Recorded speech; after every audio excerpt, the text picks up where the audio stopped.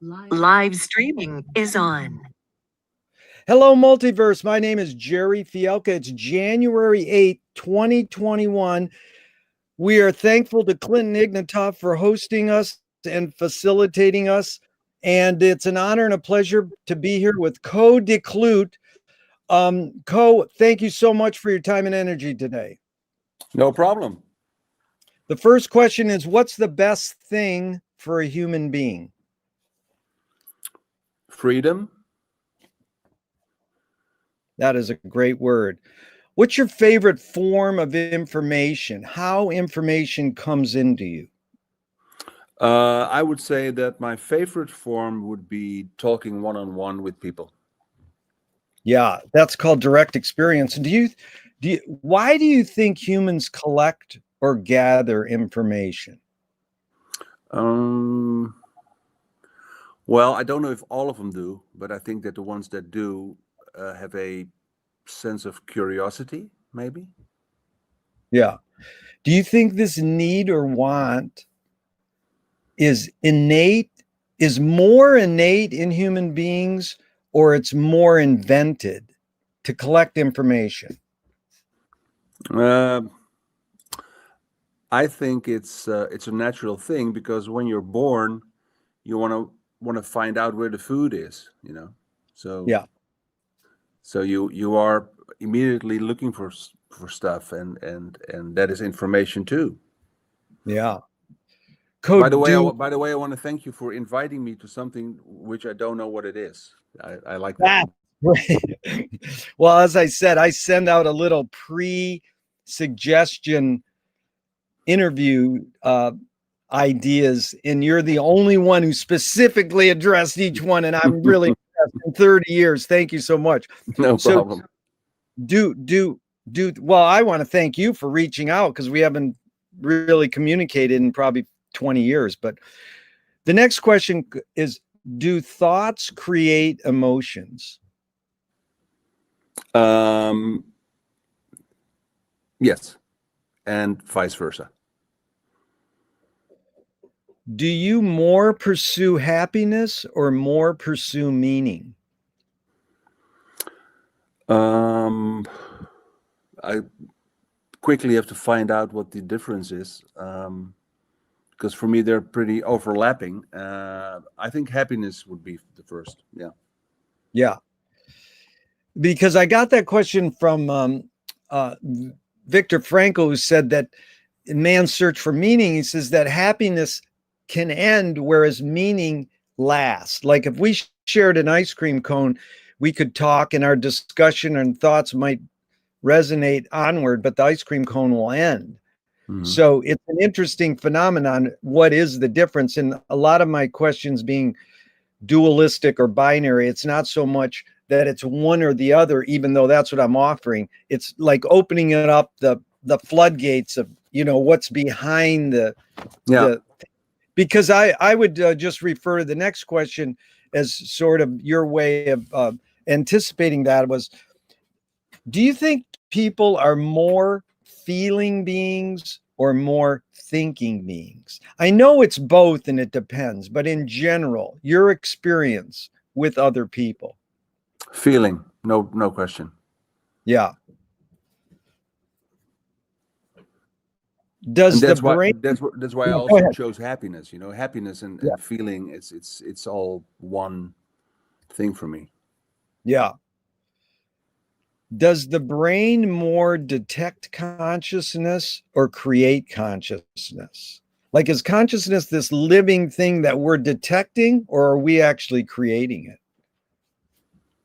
I think it's something we're detecting. I think we're not creating it, because consciousness is, if that's why it's interesting that you have those questions in this order. This is happiness, feeling, detecting.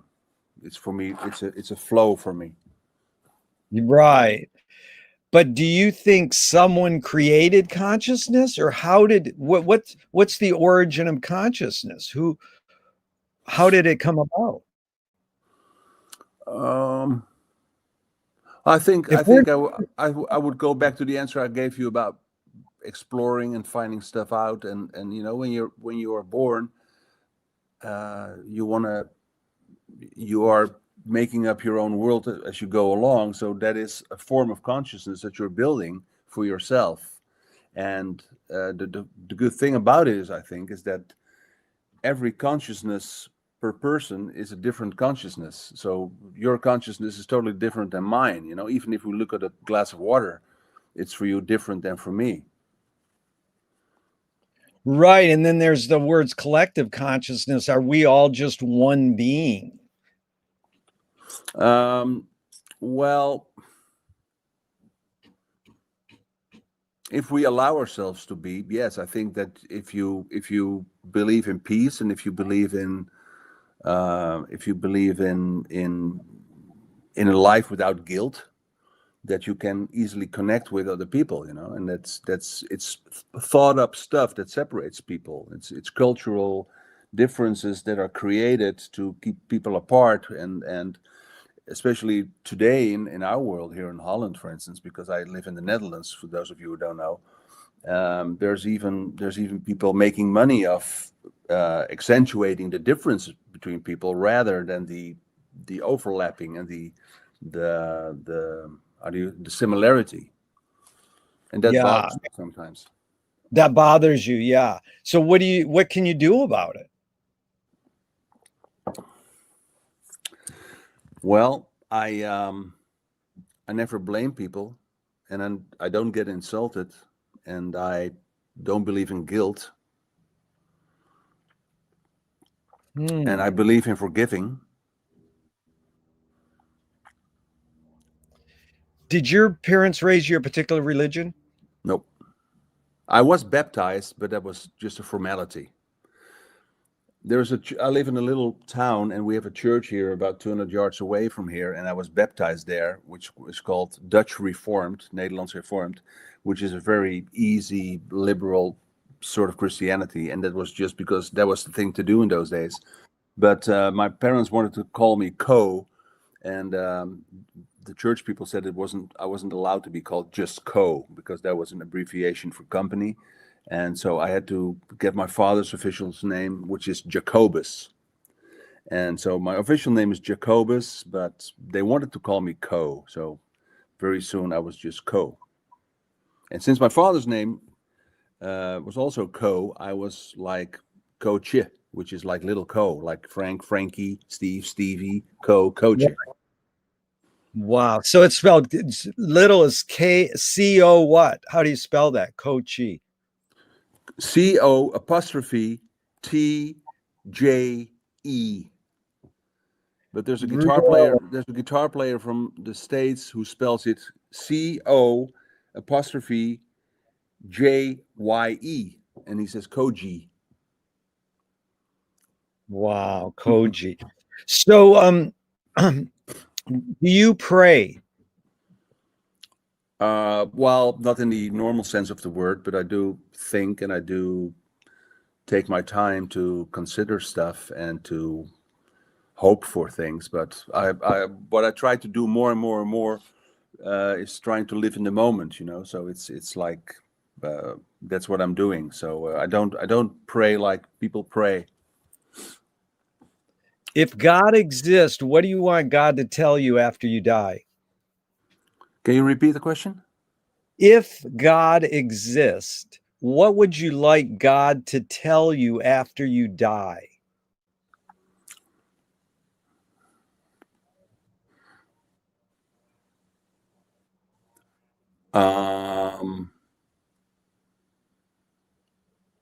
Welcome. What a great word. I like that. Can you conjure up your earliest memory ever, or one of them? Well, I was raised next to a farm, and it was a farm/bakery, and there were 3 sons there, were real tough guys, and I was about 2 years old, and they would treat me like an adult, and they would let me help to feed the animals and stuff. And one of my earliest memories is that in the middle of the night they were banging on my father and mother's window, and they said, "Get him out of bed now!" And because a pig was giving birth, and they wanted me to see that because I took care of the pig by cleaning the stable and stuff like that. And so my father was a radio producer also. As a matter of fact, he had the first pop music program on the radio in the Netherlands, which I'm still very proud of. And in my house, there were artists and producers and creative people. So that was one part of my upbringing. The other part was hanging out with those guys and baking bread and feeding the animals. So those memories are the pig thing is really an early memory. And another early memory is when I first played a live version of If I Had a Hammer by Trini Lopez. You played it on guitar and sang it? No, I had a single. I had the record. Oh, when you played it on your record player. Yeah. Yeah. Oh, I still have that single. Yeah, you played the 45. Yeah. Yeah. Which is yeah. still Hold on. What a great memory. 45s are amazing. So, is memory more a curse or more a blessing? I think it's a blessing. For me, it's a blessing. Yeah. I think it very much depends on what your memories are. Yeah. And tell me, within your immediate family, a role model or someone had an impact on you, and what specifically that impact was, just briefly. And then the question is outside your immediate family. So first, within your immediate family, who had a real impact on you, was a role model, and what did you specifically get from them? Well, my father, because he would take me to the studio at a very early age, and I just sensed that the whole media / music world that he dragged me into was something different, and I didn't get it. I didn't understand it at all, and but it had some sort of a magical vibe for me, and I saw things that I didn't understand, and I heard things that I didn't get, like rewinding tapes and one of the things that amazed me is that, and that for me, that for a long time it was a mystery, and maybe it is even today, is that with the radio in Holland, they had these analog tapes, which were about 45 minutes at a certain speed, and they were like LP size tapes. And I knew little tapes from people that I visited who had their own tape recorders, and they all had this plastic frame, where the tape was in. But at the radio, they only had a iron center, and the tape was spinned around it very tight, so it didn't need that. So I thought, why doesn't the tape drop? It was like a pancake, and it stuck. And I said, why doesn't it fall apart? And it was such a mystery to me that whole atmosphere of weird people, and of course it was a very diverse scene. And as I grew a little older, when I was about 5, 6, 7, 8, I found out stuff that I later could place, but it was for me very very interesting. To give an example, my father had a lot of colleagues who were gay. And they would be all visiting our house pretty often. So I would call them uncle. And then when I got a little sense of figures and arithmetics, I found out that I had unproportionally more uncles than aunts. Because there were all these gay guys, and where are the aunts? No, it's just the uncles. So, and later I said, okay, wait a minute, now I get it. But so that was very, so when we talk in Holland, hey, you have like fashion words like diversity and inclusivity and stuff like that, and the gay movement this and the gay movement that. The early 60s, for me, it was daily routine, they were my uncles. That was norm. There was no different people. No. Yeah. No. And even the farmers next door didn't care, So it's that's good. So outside your immediate family, someone who had an impact on you, and what was that impact? On what age? Well, early is good, but you can do any age you want. Well, I had a very good rapport with my grandmother, who constantly fired her wisdom at me. She would comment on a lot of things, and I even use that today in my work. That I will quote my grandmother. You know, she said, and she said stuff that later became so normal to me and so logical, and even matter of subject of discussion with good friends of mine. Like she would say, if you don't want to do something, don't do it. And and she said, you know, when people have burnouts, or they are, how do you call it, burnout, or unable to work, she says, you don't get a burnout from hard work. There's always something different that is happening, and basically she said to me, basically what she said, and that has to do something with my my love for the music and the wisdom of Frank Zappa, is that my grandmother already sort of told me that the emperor is not wearing any clothes. Mm. And that has been a leitmotif for me for a very long time. Really well put. So do evil people exist, or does evil use people as a vehicle?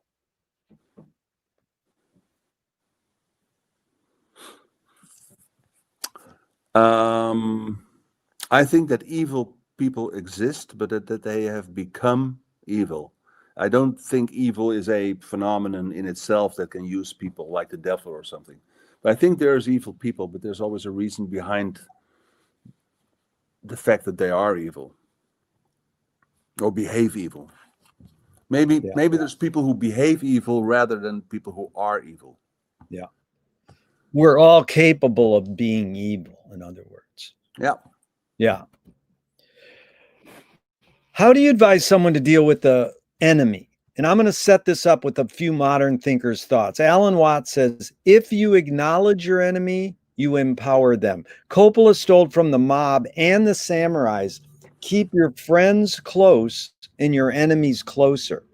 JFK said, forgive your enemy, but don't forget their name. Fellini says, I need an enemy. And Chinese proverb goes, he who cannot agree with their enemy is controlled by them.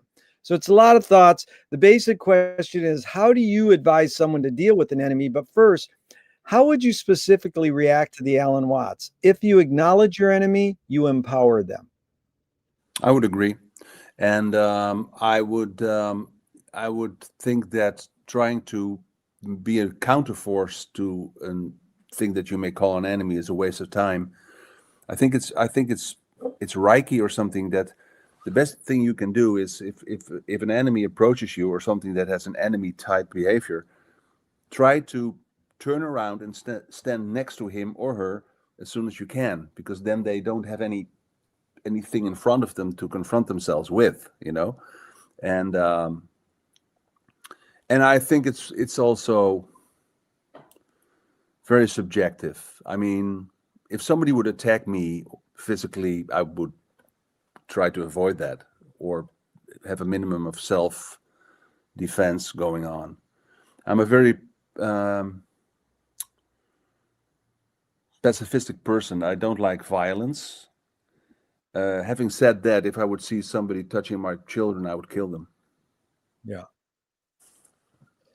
And so James Joyce was the first projectionist in Dublin over 100 years ago. He basically checked out. He said, this is stupid. Why should I go inside a building and see a movie of a tree when I can go outside and see a real tree? And Faulkner said years later, sometimes the best fiction is more true than journalism. Why do we have to recreate things in order to get them? Why do we have to go to a theatrical play of people acting out life? Why don't we just live life? Well, it's not or this or that, I think, but it does remind me of something that Don Van Vliet, Captain Beefheart, said to me when he had visited the Van Gogh Museum or Van Gogh, you should say, but the Van Gogh Museum in Amsterdam. He told me that when he walked outside of the museum, that he was extremely disappointed with the real sun. That is pure Don. Well, disappointed with the real sun. Well, that is a beautiful statement because either Matisse or Cezanne said it's almost the opposite, but it's similar. If you paint your painting and put it in the bushes and it blends in, it's a good painting. So, what first attracted you? I mean, in essence, you do a lot of things. You do creative projects. That's Yes. what I would. You do creative projects. So, I mean, if we were trying to figure out your profession, you've been mainly a radio producer, or what's your main career in a word or two? Well, radio has been my work of field mainly for the past 35 years, but being creative, I try to do that in a lot of ways. I started out as a musician. I went to the conservatory. Basically, I'm a Baroque musician because my main instruments were the recorder, flute recorder, and saxophone. And I also studied electronic music at the conservatory. But before I went to the conservatory, I wanted to have that training because I had already decided that I wanted to be some sort of a producer. Because I thought if I'm going to be a producer, then I can work with many musicians, many composers, and in many fields of music. And as a musician, you're often formatted into a certain style. So that if I'm going to be a producer, that's probably the thing I'm going to enjoy most. And but it didn't stop me from making music. And I have one longtime friend. His name is Menno Kalman, Kalmann. And Menno and I have been a duo since high school, and we have made a lot of music together. We composed. We had a saxophone piano duo in the semi-classical field. We had a trio. We had a punk cabaret group. We made a lot of music for films, documentaries, and stuff like that. And we also did business together, and we had a studio together. And he is a novelist, so I'm his representative for his novel. So all that creativity and all that work that we like to do is what I do. So it's mainly music, a lot of radio. I'm also working for the Conservatory of Amsterdam at the jazz department. I do a certain curriculum, and but basically it's creating, which gives me the most satisfaction, to think of things that haven't been done yet, and then preferably with other people who are fantastic in what they do. So I had the great opportunity to work with some of my heroes, and who became friends, most of them, And I'm not into name dropping, but it's for me it was fantastic to create stuff and think of projects which were original and present it to people who were so original themselves already, and then still add something to their stuff. I mean, a good example would be Todd Rundgren. Nice. Todd, Steve Vai, Dweezil, George Duke, Napoleon. The list is endless. So you're saying you're a creative producer. That's well put. But let's go back to woodwinds. Marshall McLuhan says that everything we invent extends some humanness. So like clothing is an extension of our skin. Knife and fork extends our teeth. The shutter in a camera extends our eyelid. And then philosophy extends whatever consciousness. What does the woodwind, the instrument, the saxophone or the recorder, what humanness does it extend? Breathing. It's that's something I learned from Don Van Vliet also. Don would refer to his soprano saxophone as his breathing machine, and it's the phrasing and the fact that you are limited to your air in your body. A guitar player can go on for hours without a pause, but we have to breathe, and we have to think about how you speak, how you breathe. When I was studying the recorder, it was like an internship. Is that what you call it? that Yeah. you when you study you yeah I was I had an internship of teaching the recorder, giving music recorder lesson at uh, an asthma hospital, where people who were hospitalized for having asthma. Well, the first thing that they're afraid of is to breathe, you know. And so I was actually not fit for that job because it had a big psychological layer to it. But it was very interesting to see how people who were afraid to breathe through music were able to think in phrases, think in time, think in relaxation, tension, and all that. Well, you really suss that out beautifully. You really get my questions, and I appreciate it. So let's stay on a couple of the inventions that you've dealt with. When you said electronic music, what humanness is extended by electronic music? Well, I was brought up with the idea that music it's for us. It's organized sound. So the more you can expand your sound palette, so to speak. How do you call that thing that painters hold? Is that a palette? A palette, yes. Yeah. The bigger the palette, the nicer it is, you know. Why limit Yeah. yourself? So if there's technical availability for new sounds or accurate performance or whatever, or you know, it's always nice to invent something new um, or combine it with something old, or and just keep curious about new sounds. And that's what electronic music is. I don't see it as a separate field or anything. Yeah. It's really good. And now that main tool your dad used his whole life, what humanness is extended by the radio?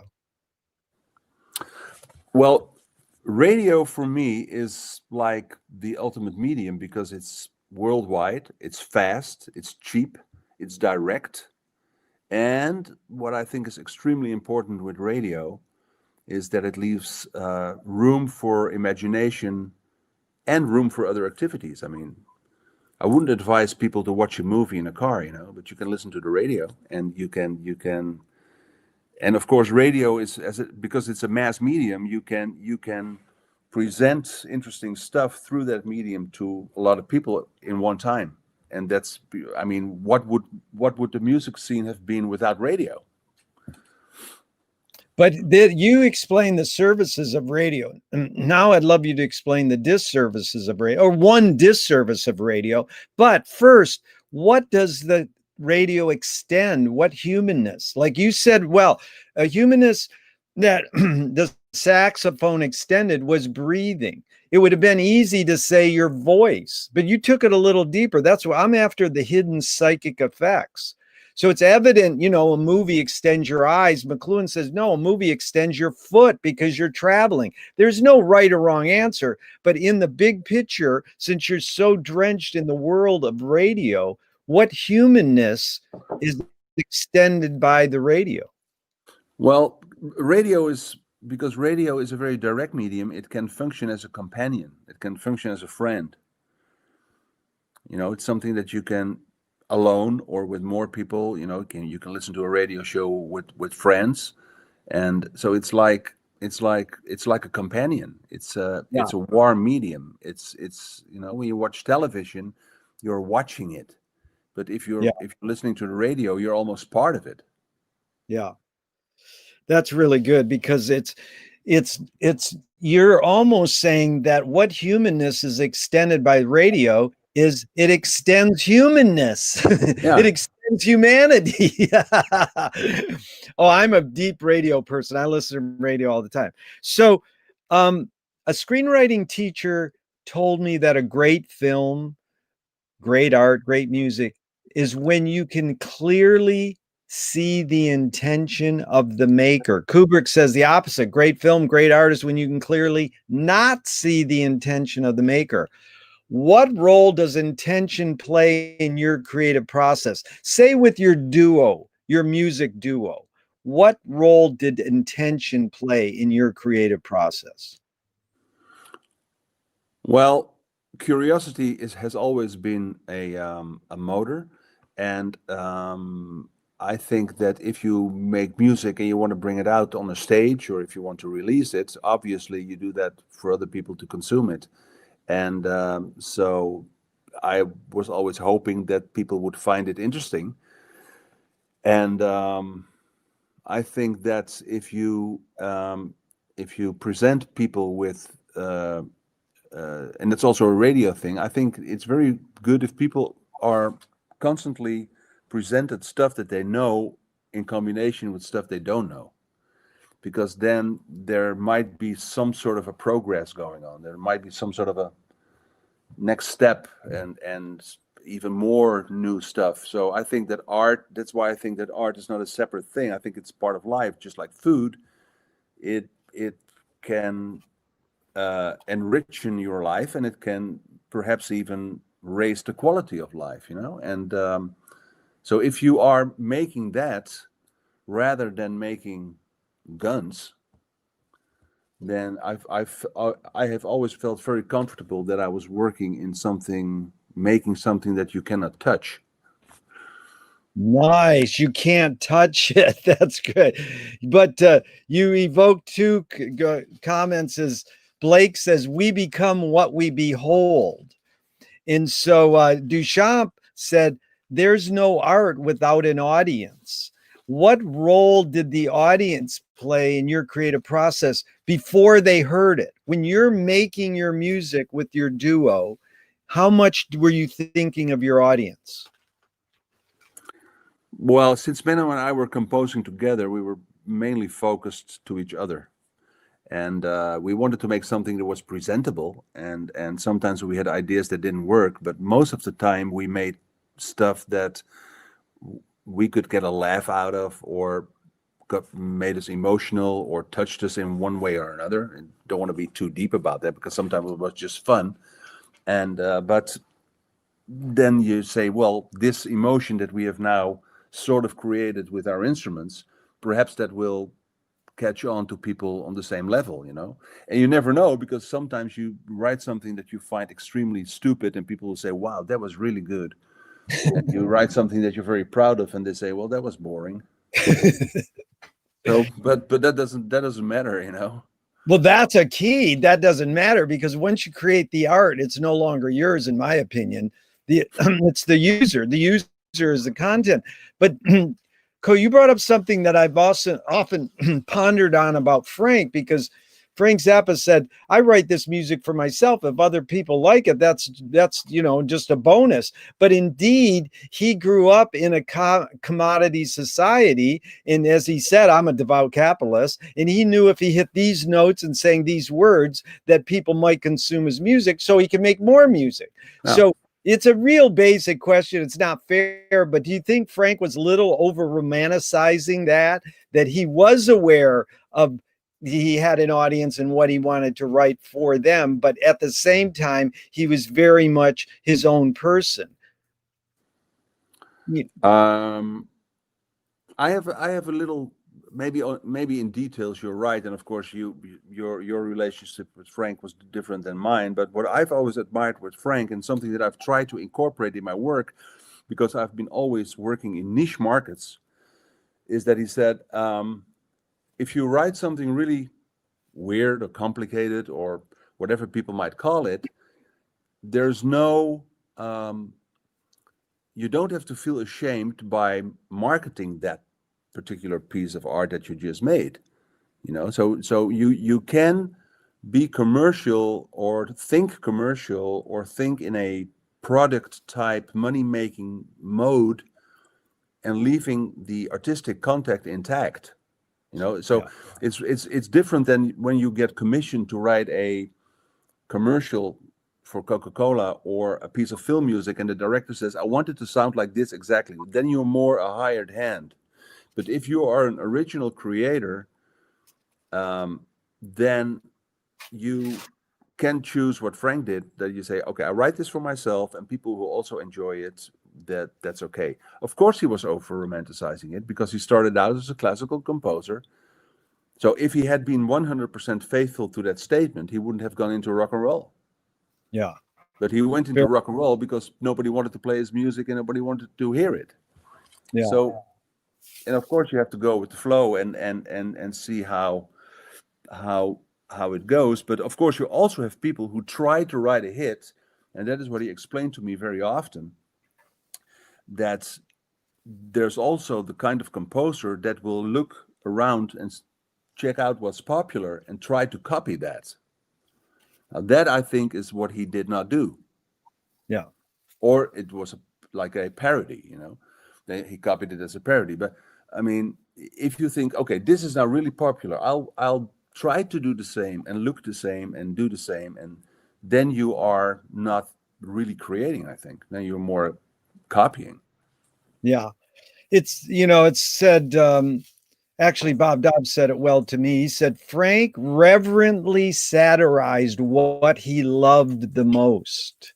And, he loved black music. So he wasn't afraid to satirize it. It doesn't mean, again, how many people on earth would ever make fun of Bob Marley when Frank and Joe's garage goes, we're jamming? It's a direct poke. It's like people don't think of making fun of Bob Marley, and then it's like, oh my God, you can't make fun of him. You can't make fun of as a satirist. There were no sacred cows for Frank. Well, that's one of the things. That's one of the things I learned from him also, that there are no sacred cows. Yeah. And I think that if I've never met Bob Marley, but I'm pretty sure that if you would ask somebody of that stature, of that level, do you consider yourself to be a sacred cow? He would have said no. It's other people that baptize people sacred cows. Like you cannot touch, Wagner. Yeah. Frank said on stage, Richard Wagner, or as he referred to him, Old Dick. And he said he wrote great music, and he was an underpants fetishist. Was he really? Oh my God. Well, that's what Frank said on stage. Oh, was he? Is it documented somewhere he was? I think so. And Well, why not? I mean, why not? Why, and that's what people, we there's a Dutch saying that we call it, that people have the tendency to put incense sticks around people, like clouds of incense, because they are so sacred and they're so and of course, but they were humans, and I have met great people from the classical world also, and sometimes they could just say stuff you think, huh? The people from the classical radio station don't want to know this, that you just said that. Where are the hookers? You don't want that from a classical conductor. Well, I want to stick to your story and your beliefs, but since we brought up Frank, I did want to ask you this. How do you think Frank shaped your behavior? I know it's massive and your book really goes deep into it, but just if you were going to generally summarize maybe the most important way Frank shaped your behavior. Well, when I went to the conservatory, and when I met him when I was in high school, and looking back, I can answer that question, I think, the best by looking back in time, and that I found out that one of his qualities was his extreme honesty. And when I went to the conservatory, I didn't look like a no, let me rephrase that. When people, one of the things that always baffled me was this: when I told people that I played the recorder and played Baroque music, often people surprisingly said, looking surprised, and said, "You play the recorder and you play Baroque music?" Yeah. Oh, you don't look that way. and then since I was already into Frank in those days, I've always considered him to be a Baroque type composer, and I said, "Okay, it's okay. I wear a leather jacket. I don't have a beard. I eat meat. I did then. I don't do that anymore. But so I eat meat. I have a nice leather jacket, and I have tight pants, and I play the recorder. Why not? You don't have to have a beard and have sandals on to play the recorder. Anybody can play the recorder. So that honesty and that genreless approach, like this music and that music is different, but it has the same value. It can have the same emotion. So that total freedom has shaped me. Another thing that has shaped me, I live in an area in Holland where there's a lot of media, a lot of record companies, a lot of bars, and also, therefore, a lot of drugs. And when I was in what they call the sensitive age, when I was in my puberty, a lot of my friends were diving into hashish and marijuana and coke and stuff like that. But because I was a zapper freak, for me it was very fashionable to stay away from drugs. So I never took any drugs. And I was in a very drug-oriented scene. And but for me, for me it wasn't hard to say no because my hero said no. What that's an amazing role model thing. And you summarized those 2 points well. We'll get deeper into it, but I wanted to respond to those first. What age what year were you born? 1959. 59. And so at what age did you meet Frank? You said high school. How old were you? When I met him or when I found out his music and became a fan? Well, let's do both. Yeah. Well, what age? Like I said, my father was in radio, so he had all the records. He had a very popular show, and I was listening to Baroque music and to top 40 music mainly, and the music I heard in the house, the radio and the stuff that my father had to listen to, and so those were my parameters. And then I was in first grade of high school, and there was this girl, and I really liked her, and we were on a school camp, and one night we were talking together, and we were talking about music, and she says, there's one record that you should check out, which is really, really good, and just try and get it. It's called Freak Out, and it's by a group called the Mothers of Invention, and the leader is called Frank Zappa. And I said, wait a minute, my father has that record. So after the school camp, I went home and went to my father's workroom, his office in the house, and I said, can I have that record? And he said, sure. And so I put it on the record player, and then the same old story with a lot of people who played that record for the first time. My world exploded. Yeah. I said, what is this? And I didn't understand it, and I couldn't figure out the words. But there was a DNA in it that immediately caught on, that I, like a magnet force, I was so attracted to what I heard, even though I didn't have a clue. And so I played it, and I played it, and I played it. And then my father said, I have another album, but if you like that, I have another album by him. And it was 200 Motels. Wow. And then I was lost. And then I was this must have been, I think we're now talking about 71, late 71 or 72. And then Frank was coming to Amsterdam to play in the Concertgebouw. And can I show the book? Because there's a poster. Sure, of course. Yeah. This is the book. It's called Frank and Co. And if you do "and" like AND, there's a site called frankandco.nl for more information. And then in 1973, Frank came to play in Amsterdam.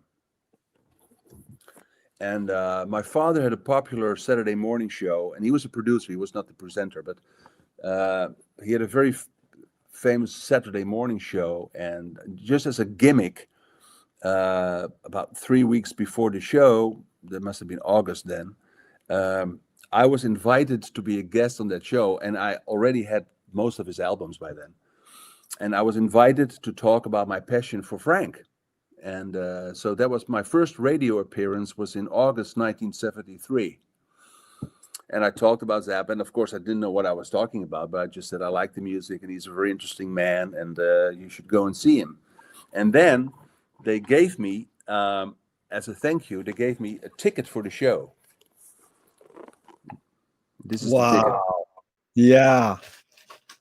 So you started listening at age 12 and then you met him at age 14. No, I didn't meet him here. Oh, you didn't meet him there. That's you saw the Well, show. and I saw that show, and it was the band with Jean-Luc Ponty, George Duke, Ralph Humphrey, the Underwoods, etc., etc. In 2009, and you're not going to believe this, in 2009, I did a big project with the famous Metropole Orchestra in Holland, and I did a show with a Dutch singer, Iselin Callister, and the show was called George Duke in France, and Iselin was one of the guests, and the other guest was Napoleon Murphy Brock, and we had and George was there, of course, and we had the whole Metropole Orchestra. And one afternoon, he was here with Herbie Cohen, and we were mainly hanging in my house here in Kortenhoef, and so we would drive up and down the venue here in Hilversum for the rehearsals. But then when the showtime came, we had to do a sound check in Amsterdam in the Milky Way. And so I was driving with George through Amsterdam, and we were passing the Concertgebouw, the concert building. And I said to George, you know something? In this building, this was 2009, and I said, in this building in 1973, I saw you perform for the first time. And he was looking like me like he was like struck by lightning. He says, what do you mean? Really? Really? I said, well, I mean, I thought, why be so surprised? You know, it's not that big a deal. And he says, is that really true? And I said, yeah. He says, I will tell you something. In my studio in LA, there's one Zappa poster in my studio, and that's the poster for that evening. And he said, as soon as I get home, I will take it from the wall and have it professionally digitally scanned for you and send it to you. Nice. How beautiful. So this was my first Zappa show with opening act Nectar. And this was, and I don't want to go into gory details, but this poster still says Saul Marquez. But by that time, Saul was not in the band anymore. He wasn't in the band. Well, anyways, that we could go off to sell stories in a million, but I want to stay focused, and that was really well done. But at what age did you meet Frank? It was in 1977, so I was almost 18. Wow. So that was 17, and that was at what venue did you meet him?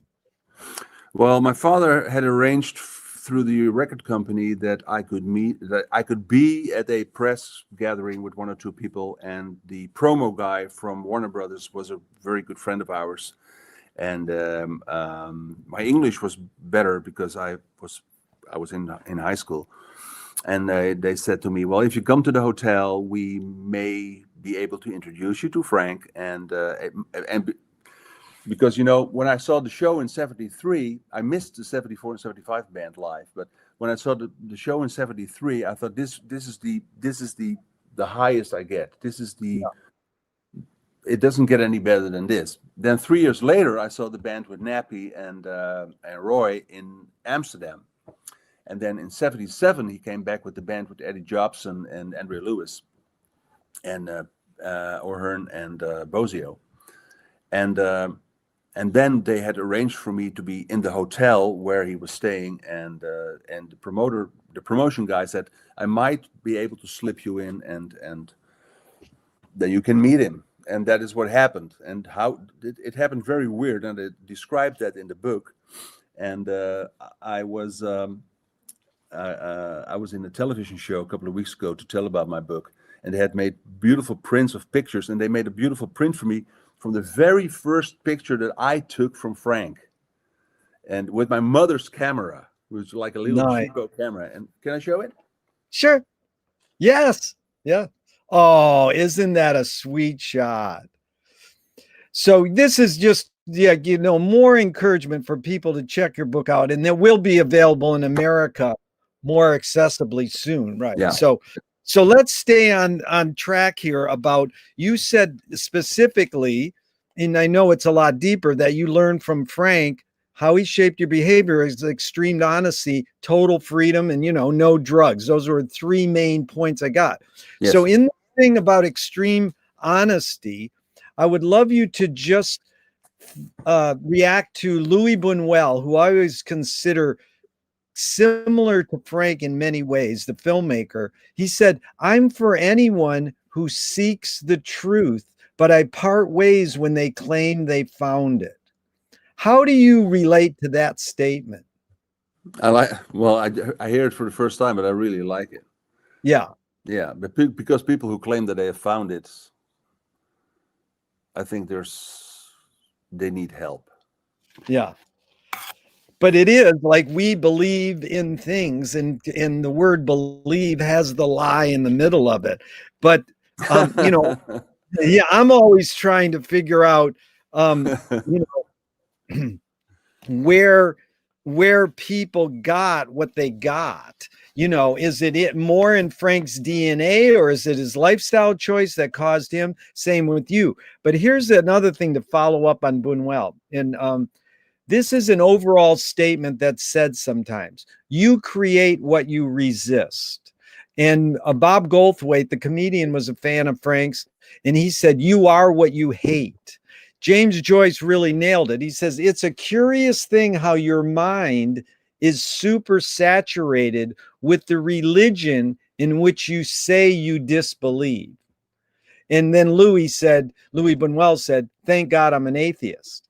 And I mean, that really reeks with me and Frank, because if you see this one clip that circulated with the recent documentary, but it's not in the doc, it's so funny because it's Frank doing um, uh, a Joe's Garage vocal going slobra. Have you seen this clip? It's amazing. It's only like a minute long, and he's going slobra.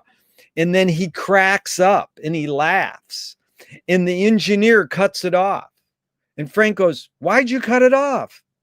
And he goes, "Oh, I'm sorry." And he goes, "I laugh once a year and you didn't get it." "Oh, well, God didn't want it there anyways." So, and Frank goes, "Jesus, Mary, and Joseph" in the middle of the song. And he's always talking about God, God, God. Frank, what would you be without God? It's like Buñuel and Frank, they have to have been raised Catholics to create what they are. So just overall, I mean, I try to convince you that it's an accurate statement, but how does that make you feel? One creates what one resists, what you resist persists. What does that mean to you?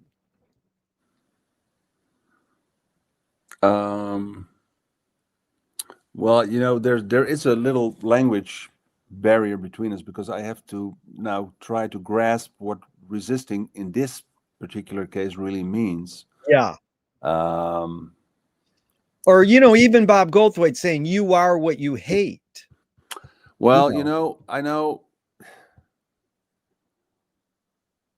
I think it very much depends on how you live your life, I think.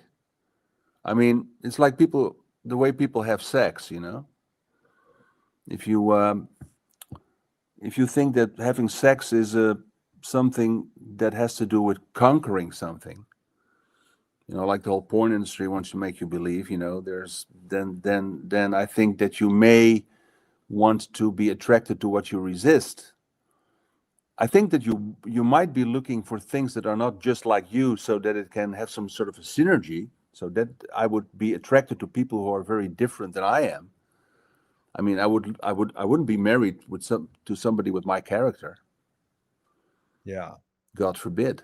I mean, but like my wife is probably in many ways very opposite to what I am or think, but that is in a positive way. So it's more like a supplementary thing. So it's not like resisting or anything. So I don't really associate with that statement. I think that if you create, you are maybe trying to make some sort of a combination of something that is already you and try to combine that with something outside yourself. Yeah. And let's stay on how many years have you been with your wife? 2002. So she's my second wife. I have had two long beautiful relationship with two beautiful women that I'm still in very good speaking terms with after some disturbances, of course. Otherwise, they wouldn't be your ex. But I met my wife in 2002 at work, and very soon it became clear to us that we wanted to be together, and then we started a family, and that's how we have fun. And we, especially in these days, we have a certain way of communicating with each other and raising our children. And now with the lockdown that we have in Holland, so that you're all stuck together in a house and they can go to school, have two young kids, and then you find out that you did some stuff right, because we can stand each other and still have fun all the time. That is beautiful. And what's the most significant difference between men and women, physical aside? I don't think that you can generalize that, because I know some guys without a penis which are stronger and heavier than some girls that I know with a penis. Yeah. If you know what I mean. I know, I know what you mean. And Code, there's no right or wrong answers to any of these questions, but that one you got right. I am always so joyous when someone says there is no difference, or, just basically, because the cliche is women are emotional and they get out of their system, and men hold it in, they're tense. So, we know this is pattern recognition. We study the patterns, try to get a big picture view. If you look at my wife and I, because I have a mixed marriage, she's a woman and I'm a man, and but I think if you want to check out the difference between her and me, it's not a gender thing. It's more like she's a Pisces and I'm an Aries. Gotcha. Yeah. Now there you have some differences. So, what do you think the motive of the cave artist was? Not what Werner Herzog said in his documentary, or anthropologists have said, just your gut feeling. The cave paintings? What was the motive of the cave artist? Yes. Wow, that's a nice question. If I well, either they were very bored, but maybe I think it may be a human thing that if people create something, that they think they are maybe expanding themselves a little bit, and that there's something that is even there when they're not there, and it's still them. Yeah. Can you forget to die? Well, death has been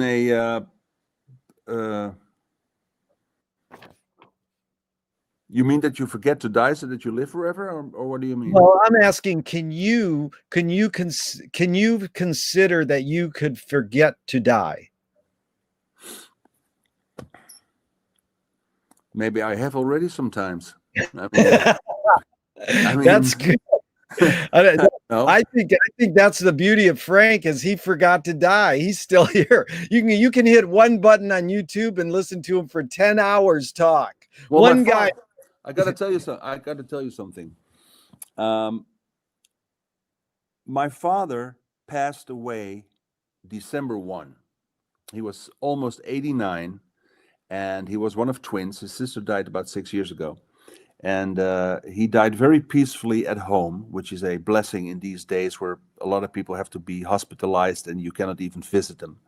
So he was at home, and he went away. He made the next move, as I call it, very, very peacefully.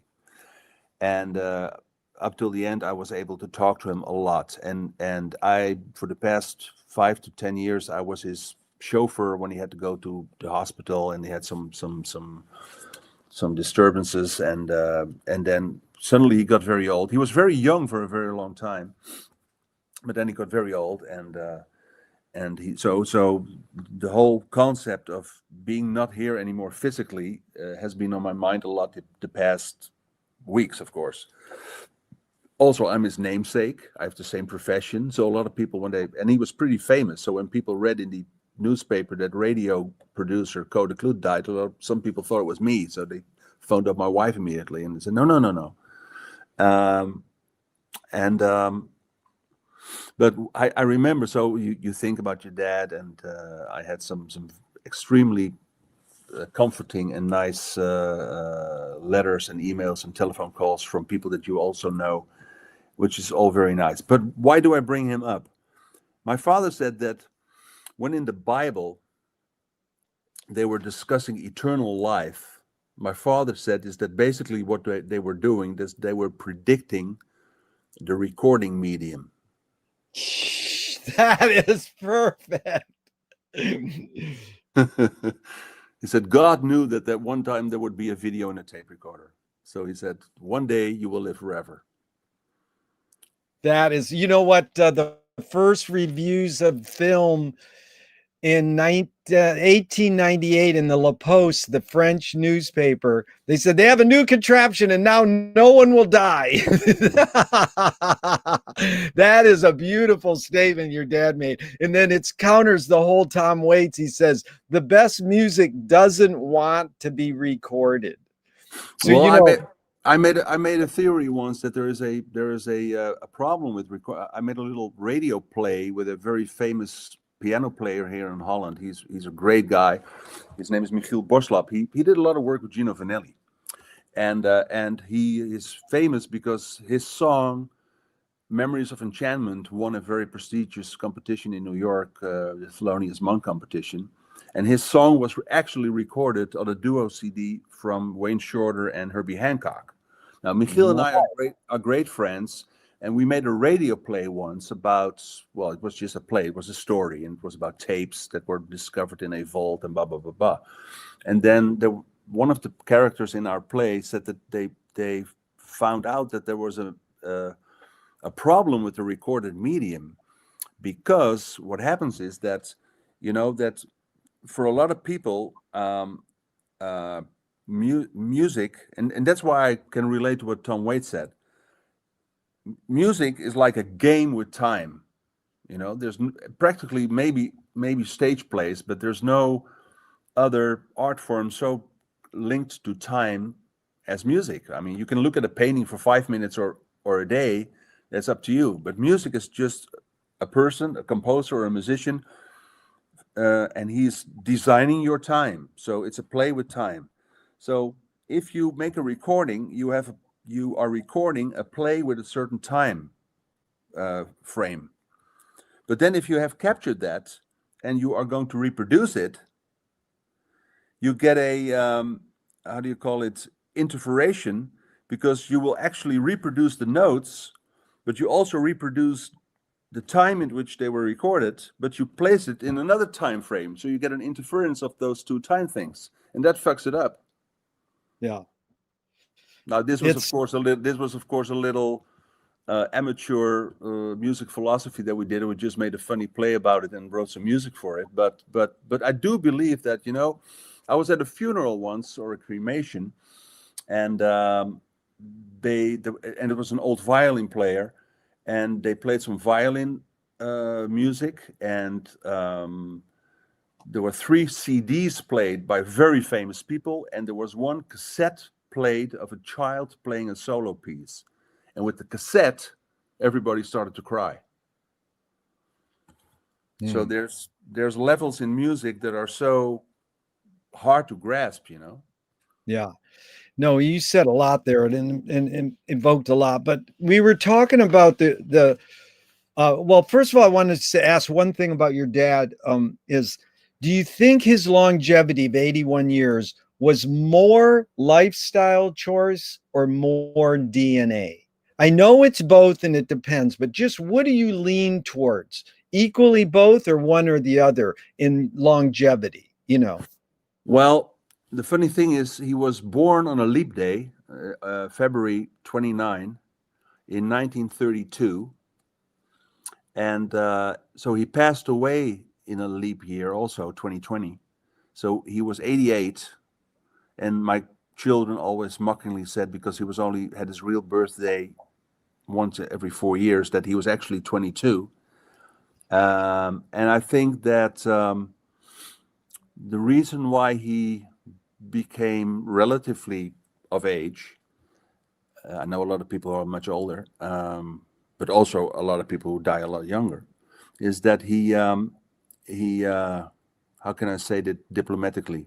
Well, he stopped smoking at a wise age, and he lived pretty healthy. He ate pretty well, and he lived in the countryside, and he was retired early, so he could do whatever he liked to do. He was also the kind of guy who only did stuff that he wanted to do. He didn't do anything that he didn't feel like.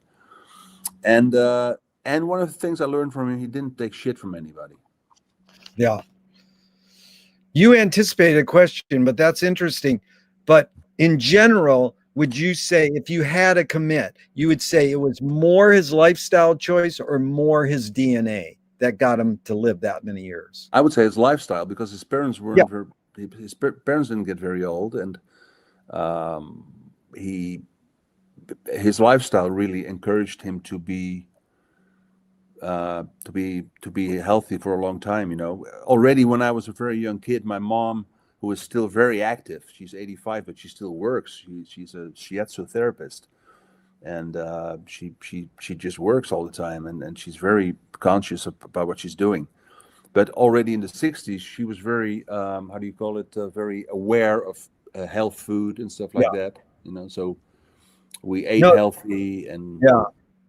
No, it sounds like you have great parents, and I appreciate how articulate you are, Kloet. Thank you. So George Manupelli is a filmmaker I look up to. He started the Experimental Film Festival in Ann Arbor, Michigan, and it's now in its almost 60th year. And his mantra was ignore yourself. Jonas Mekas, like the East Coast version, experimental filmmaker, he says there is no self-expression. Cecil Taylor, who's listed in Freak Out, says, I'm just a vehicle and this stuff just comes through me. So again, I interviewed Cecil Taylor. Oh, well, we can talk more, but here's the question. I know it's both and it depends, but in general, is art making, music making more self-expression or more whatever culture or technology is dominant?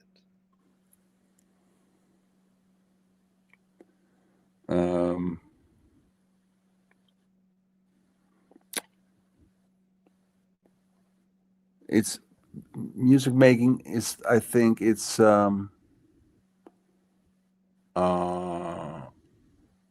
don't think, if I understand you right, I think that music making enables an artist, other than a painter, to put himself in a very communicative situation with his listener. A novelist or a painter are not present when their expression is consumed. Of course, you can say the same for a record or a CD, but I'm talking about a live situation. If you play live music for a person, just like a stand-up comedian or an actor, you have this direct rapport from your audience, and I think that puts you in a different position and takes it away a bit from self-expression. I think self-expression would be if you just make tape music. Yeah, that's very interesting, because what I'm trying to say is illustrated by Ginger Baker when he said, where'd you get your drum sound? He says, I was in London when they were bombing us. So the bombs would go boom, boom, boom, boom, boom, boom, boom. And, the James Brown's drummer says the same thing. Where'd you get your funk drumming from? Well, there was a factory on one side of my house and a train track on the other. And I went, pss, pss, pss, so that was really good what you said. Can art making, music making be egoless? I think it's difficult, but to come back to your drum sound, that's why Beefheart detested straight beats, because he said it reminds me too much of my mother's heartbeat. I know that he wants to break that static mama heartbeat. Yeah. I mean, you the first 9 months of your life, all you hear is a bass drum.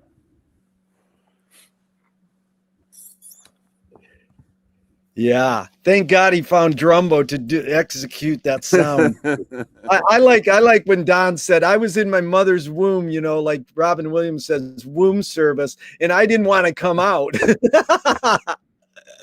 Well, I did a couple of interviews with him, and I did the last lengthy interview with him ever. Wow. Yeah, it was by phone in 1993, and that was the last time that he spoke in length with there's a Dutch photographer, Anton Corbijn, very famous guy, and he made a little film with Don in that same period. And but I had a very, very long conversation with him by phone, and we already knew each other. And then that thing was collecting dust, and then but the way he sounded through the phone, and he was already not well, and it was so heavy and so musical, all the things that he said and how he created spaces in that phone line and the sound of the phone line, that I decided to make a music piece out of it together with Gary Lucas. Nice. You can check it out on iTunes. I think it's called "I Have a Cat," and the full script of that is also in Frank and Co., which I do another plug for.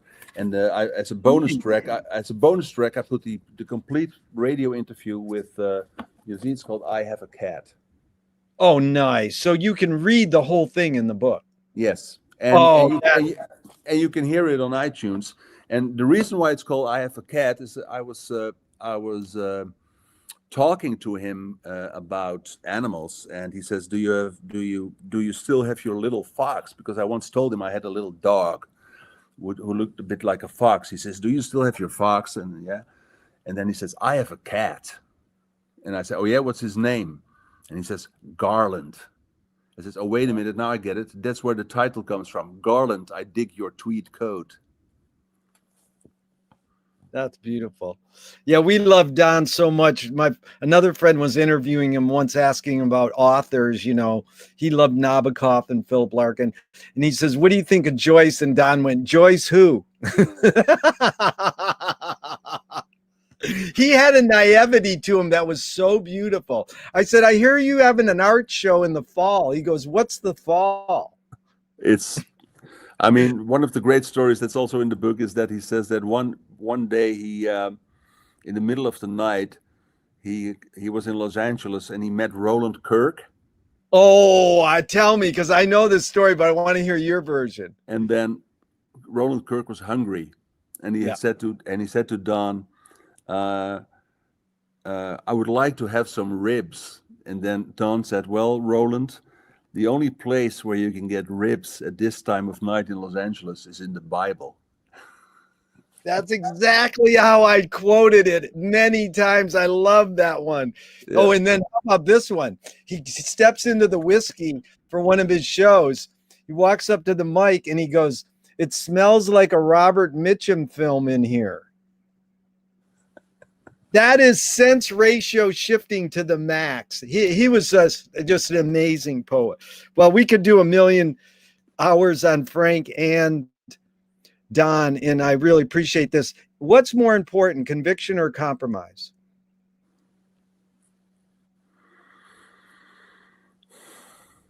If I had to choose, I would say conviction. Is perception reality?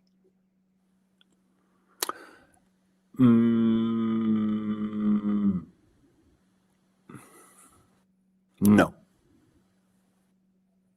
T.S. Eliot says that poetry is outing your inner dialogue. What language is your inner dialogue in? Well, I think that language, I love language. I only, since music and media is my life, I was in need for a hobby, and I already had one hobby, which is preparing food. And but years and years ago, I really needed another hobby, and I was in Tel Aviv, and then I had the experience that I found out how somebody who is illiterate must feel, because I was in a restaurant. I had to go to the toilet, but it didn't use any signs, so I couldn't read which toilet I had to go through. So this is how it feels when you can't read. And then I said, well, if I have time, one day I'll study Hebrew. So I picked up studying Hebrew about 10 years ago, and did that for years and years and years as a hobby, so I can write it and read it and speak it somewhat. And so language, I think, is always very, very nice as a just like, and of course the ultimate language is music, because and also music notation. It's so fantastic as a model for society, because you just take some very simple symbols and you write it down, and you have 60 people doing what you want them to do. I mean, there's no other example of doing that, you know.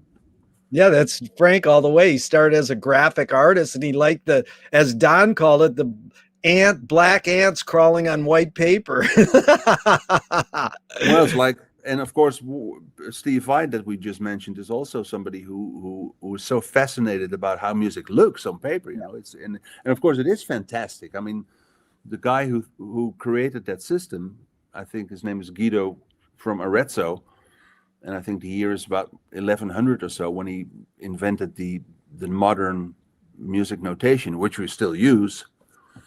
And so that is fantastic. Yeah. It looks good. But back to the question, inside your head, when you have a voice, what language is that voice in? What form is that consciousness in? If you had to put a word on it.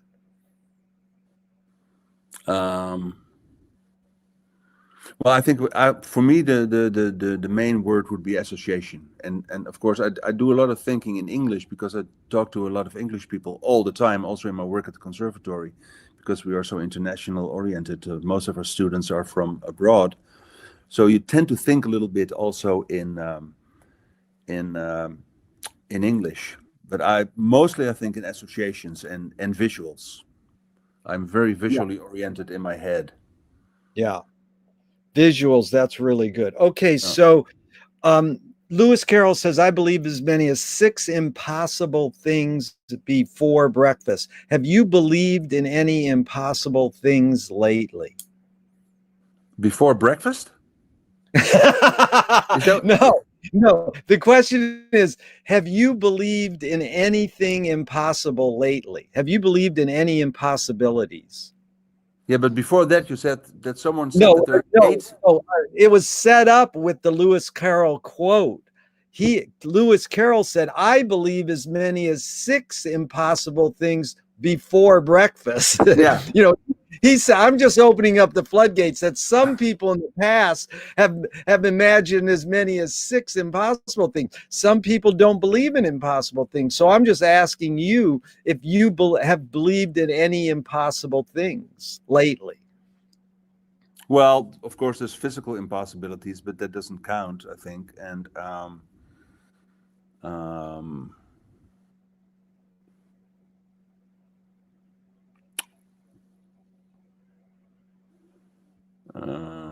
what would be impossible?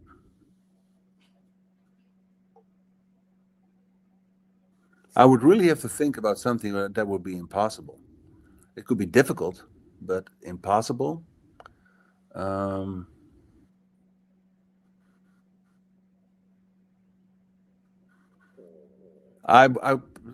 find it hard to answer, but I would. Yeah, and it's more like you're more like a practical person. You work in practicality. Okay, so Co, what's one major element of your pursuit of creative projects that stayed the same since you've been doing this 4 or 5 decades? One major element that stayed the same and one major element that's changed. Well, one element that also looking back I find is connected to the way I work is that I think that creative processes work the best even if you are working in a system where there is a diversity in roles, you know, that like you each plays a certain part, so you may be more directive, another one may be more following, but I don't put any value to that. But I got a very big compliment once from a person who I did a project with, which was very, very complicated, and we did a good job. And he said, and I was sort of the end producer of it. I was in charge, so to speak. And he said, the reason, even though it was difficult and hard, the reason I enjoyed doing this because we didn't have to deal with egos. And that is what I learned from childhood. Maybe also those farmers that we were talking about, they didn't do ego, you know. And Amazing. so that has always been a thread through my work. That's why I can very easily work with people that are described by other people as being difficult. Yeah. But often it's the people who do the description that create the difficultness. Yeah. That was good. So, Now, that's one that stayed the same. What's one major element that's changed in your creative projects? In your pursuit of creative projects, one major element that's changed. that I have that's a very practical thing, that I only wish to work with people who are extremely good at what they do. Yeah. And that is a luxury standpoint, because sometimes, when I was young, I didn't have that power of choice. But now I can say no to stuff. And Steve Vai told me that um, the that you have to practice to utilize the word no in a good way. Really well put. Steve's a really grounded human being. And it's Gerry Player, the golfer, said it well too. He says, the more you practice, the luckier you get. That's right. Yeah. Yeah. So Moshe Feldenkrais works with healing and movement. He says it's literally possible to identify a weakness and incorporate it to become a strength. Rather, we're taught to overcome a weakness. Tell me a weakness that you've incorporated to become a strength. Um,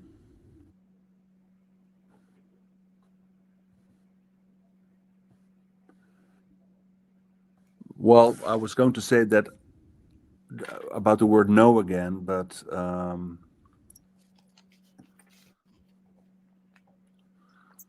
I used to be a magnet for people with issues. And there was a period in my life that I found that to be some sort of a burden, that every time something was happening, they would call me up and say, so I would be the spokesperson for them, or the the drain pipe, as we say in Dutch, and Yeah. and sometimes I was just, I'm just a basic human being, so I have my stupidities and everything. So, but my mom, who was very into Eastern philosophy and stuff, and also practical stuff from that field, sometimes when I was in a situation that I didn't have the freedom that I have now, experience now, and that I had to go with the flow also within companies where I worked and stuff like that. When I went to a meeting that I really didn't want to do, she said, "Just put on a silk shirt and you'll be fine." And it worked.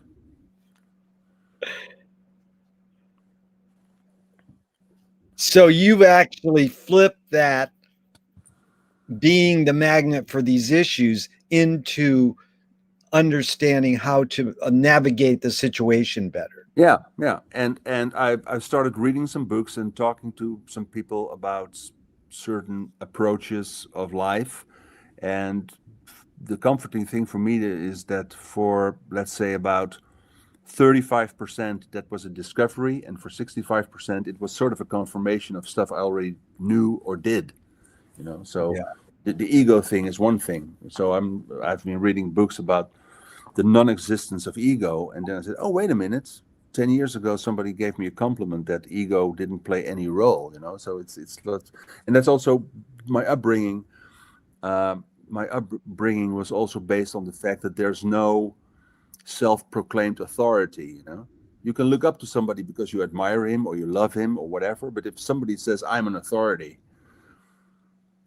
there's a saying in Holland with people like me, when somebody says, I'm the boss here, in Holland we say there's only one species that has a boss, and that's a dog. Wow. Yeah. Amazing. That Frank always said, if you're the boss, everybody hates you. And, people are like, it's like, hey, if you're making the decisions, not everyone's going to agree. But that was really well put. And so finish this sentence. Anger can be a productive emotion when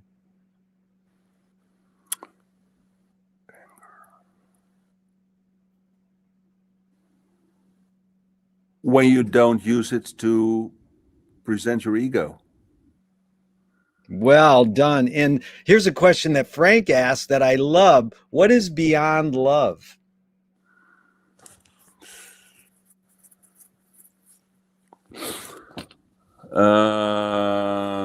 What is beyond love? do I understand the question?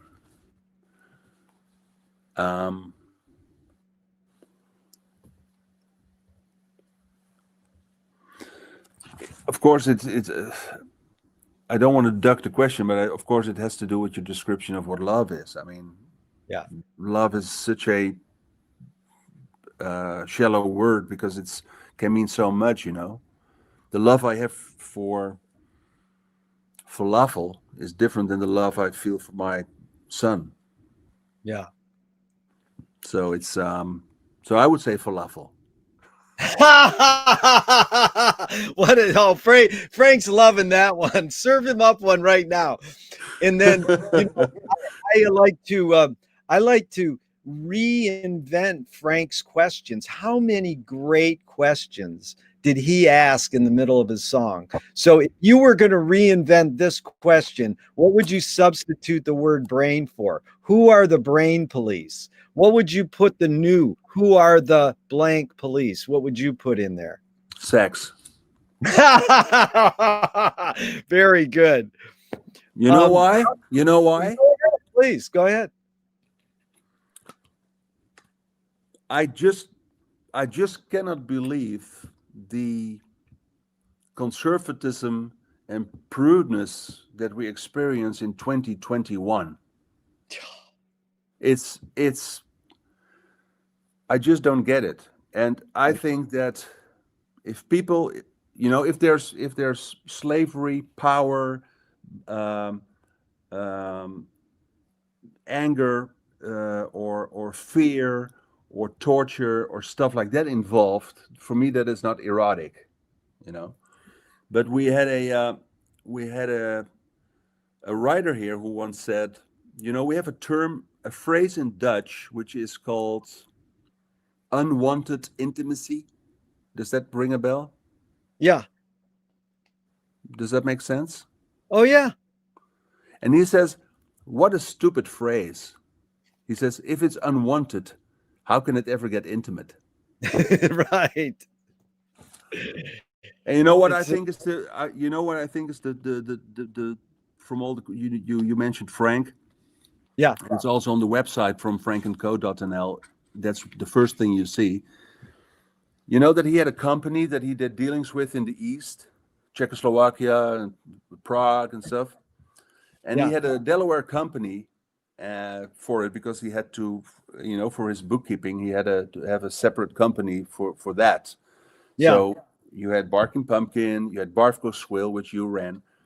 And then he had that other company. Do you remember what the name of the company was? First of all, just to clarify, I didn't run Barfco Swill, but I was an employee of it. But I'm honored that you say I did, because these Frank Zappa book writers have said the wild things about me in their books over the years. And I think it's the anytime, anywhere, any place, or all. Is that the one you're asking about, or no? Okay, tell me. I don't know the name of this company name because Frank had great company names. Intercontinental Absurdities, I love. Nifty, Tough, and Bitchin'. Oh, Nifty, Tough, and Bitchin'. No, but that's not the one I mean. You know, I have in my hand the business card for that company. Oh, that is great. Nifty, Tough, and Bitchin'. No, well, I think that's his old one. That's not the one I'm referring to now. Oh, okay. I'm sorry. That's Nifty, another. I think Nifty, Tough, and Bitchin' was his advertising company in the 60s. Yes, I think so. You're right there. And then so you're still asking me to guess this other name, which I don't know. What is it?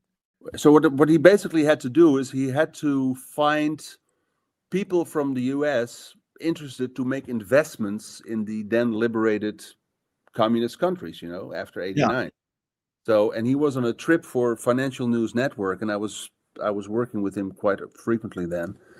And I also did the infamous supplement special when he turned 50 in those days. And he gave me a business card, and he said, I have a company, and all I do is I talk to business people. Like, you know, I have friends from Prague, and they want to start a casino, but they need like $1 million. So he went back to California, and he said, well, and of course, obviously, the U.S. government put pressure on Havel to stop that connection with Frank. And here's the business card. Why not? With the infinity sign. And then what's the P stand for? I don't know. Oh, that is amazing. I love that card. Beautiful. That is really good. Well, this has been a delight. I have a few more questions, then we're going to bring Clinton in, but thank you for your time. This has been Can I get some tea real fast? Well, sure. I'm going to just talk about you while you're getting it, and I'm going to. Yeah, you just talk. Yeah, yeah. I got a little surprise for you too to show you. Oh, I love it. I love it. And so, Clinton, yeah, come on. So, Clinton, I'm going to ask probably about 4 or 5 more questions. Are you okay with time? Oh yeah, absolutely. This is really fascinating. Yeah, and so it's amazing. So people know what happened was Co and I communicated over the years when I worked for Frank, and that out of the blue he called me 5 days ago on the phone, and I had already known your book was coming out, Co, because of Andrew Greenaway's great website, which is sort of become the Zappa hotline, that you can get a lot of great up-to-date Zappa news constantly being updated. So yeah, I was just saying it was a real honor. So we're going to continue. By the way, on. your copy is in the mail already. Oh, I appreciate that. So we're going to continue on, Co. You ready? Okay. How do you find peace of mind?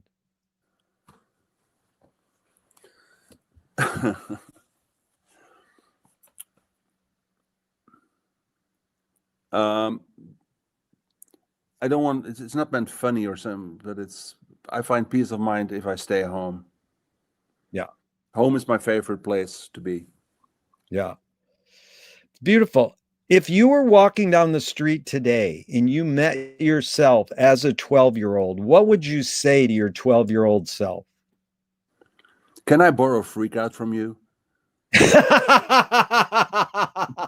That is one beautiful thing. It's probably my favorite answer next to this woman who was the girlfriend of Lee Harvey Oswald.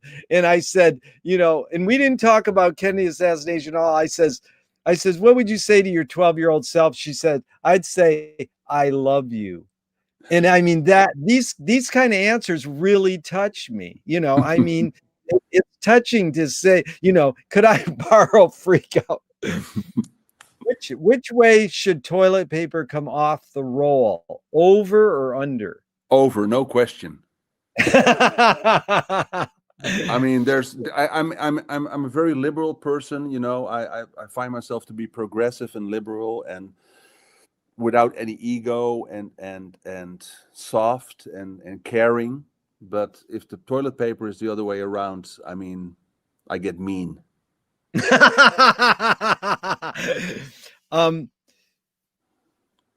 You released your book, and we're very excited and proud of your new book. I can't wait to read it. But if a publisher was to release your autobiography off the top of your head, what would the title be? Co. And they want to scent the glue in the binding. What smell would it be? Oh, no, there's one smell and one taste and one feel that is for me number one in every capacity, no matter what, and that's sage. Sage, what a great word.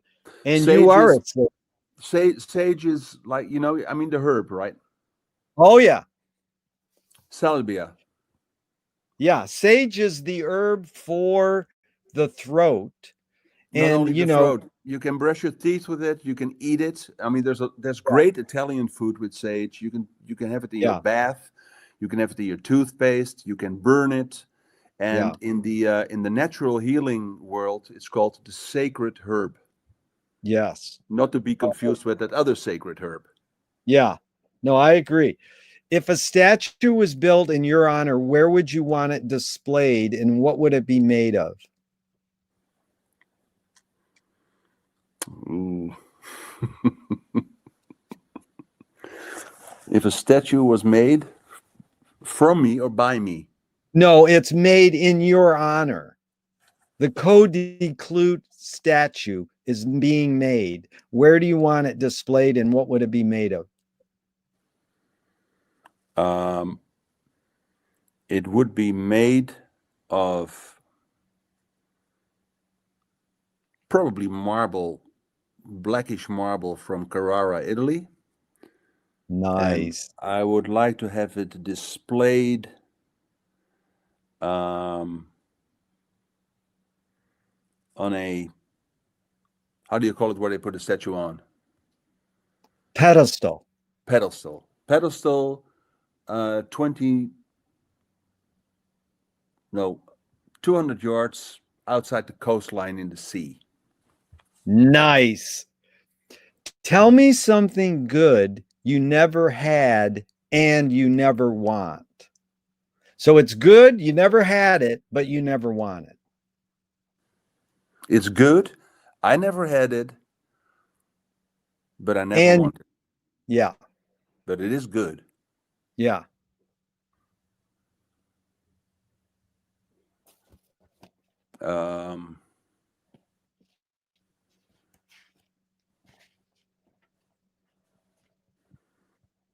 It's an intriguing question. It's good.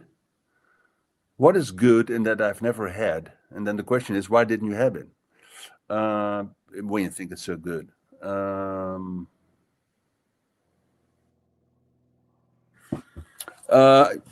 I can say it, and it is a recurring dream. Is that some dream that comes back all the time? It's called recurring. Yep. Yes. What I've never had is the pleasure of playing a trombone concerto. And I'll tell you why. I have a recurring dream that I'm on the stage with a beautiful trombone in my hand, and the orchestra starts playing, and just before it's my time to play, I realize that I've never played the trombone before.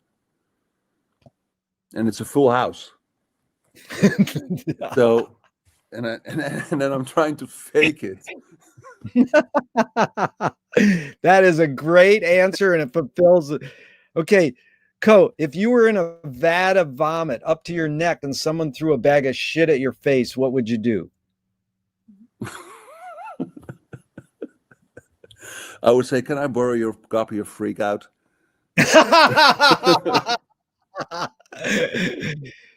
And so, you know, I mean, what kind of question is that? I mean, what I find psychologically interesting now that I've been dragged into this conversation that I didn't know what the fuck was going to happen, is what I find psychological interesting to find out one day, not now, is why it isn't the other way around. Why is it vomit to here and shit in your face instead of the other way around? I mean, well, it is an amazing question, and my wife usually gets mad at me if she hears me asking it. And you know, some people are shocked, and I can tell you the whole history of the question and great answers, but that was a very good answer. And you know, the gentleman who taught me it is similar, I think, to Frank's philosophy that, you know, life is shitty. And you got to, you in the long run, life wins over you, but you know, don't stop and keep going, and just keep pushing ahead, and you know, persevere, you know, no matter what happens. Yeah. So this goes along with that. Joseph Beuys, a great artist, said, make the secrets productive. Lou Welsh, beat poet and ad man, said, guard the secrets, constantly reveal them. But it was in 1928, Thornton Wilder said, art is confession. Art is the secret told, but art is not only the desire to tell one's secret, it's the desire to tell it and hide it at the same time. So you've laid your cards on the table for 85 minutes. You've really been articulate, and I'm grateful. What's it really all about for you? Well, you know, the amazement of what life is, and you know, there's so much turmoil in the world that I get inspired to look for ways to make things possible. And I think that, you know, I do a lot of interviews, and I've interviewed the greats of the world. I mean, if you go on YouTube and you type in my name, you can type in Joe Satriani, Tony Bennett, Ray Charles, B.B. King, Cecil Taylor, Johnny Guitar Watson, Zappa, Vi, and I've interviewed them all, but they were all conversations. I always turn it into a conversation because I'm not a professional journalist. Hold on, and take a little sipper, and so I turn it into conversations, and that's what I like. And what I find out, if there's one factor that becomes more and more important to me, is that you have the possibility in contact with people who don't necessarily have to think the same as you, but have the same intention of making something, that you can create something that other people enjoy.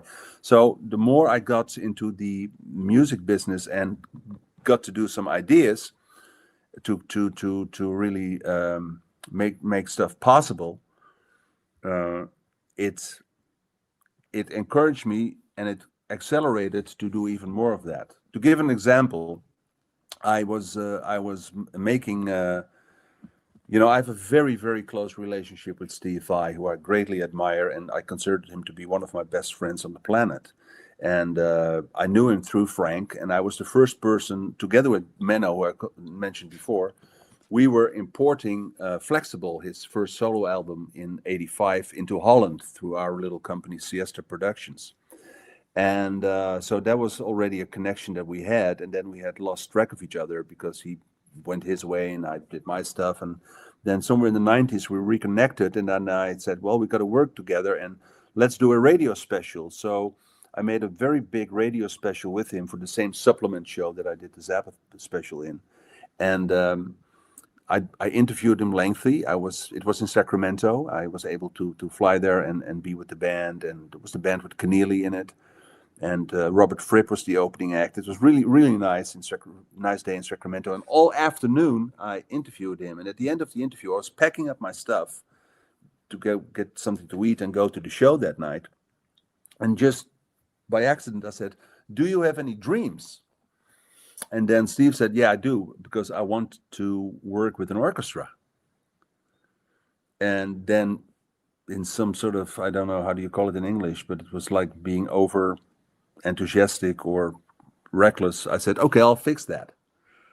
So, and then I went to work, raised budgets. We went to work together, and then we did the big project with the Metropole Orchestra with him as a soloist.